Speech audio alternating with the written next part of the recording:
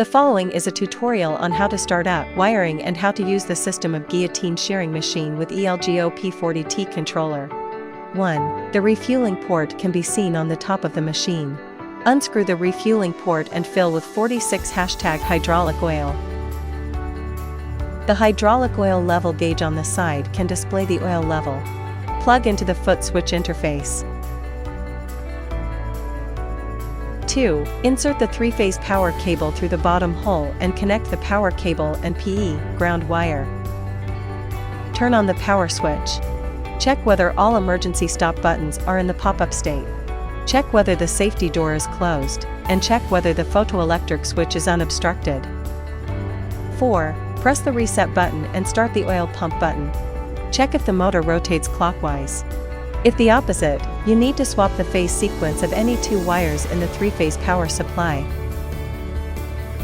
Enter the corresponding parameters in the controller. Select the type of the plate. Enter the thickness of the plate here. The adjustment range is 0.5 to 16 millimeters. The distance adjustment of the back gauge. The blade gap and cutting angle. The system automatically adjusts according to the thickness of the plate. The number of cuts. Click Run. Step on the foot switch, and the machine will run normally.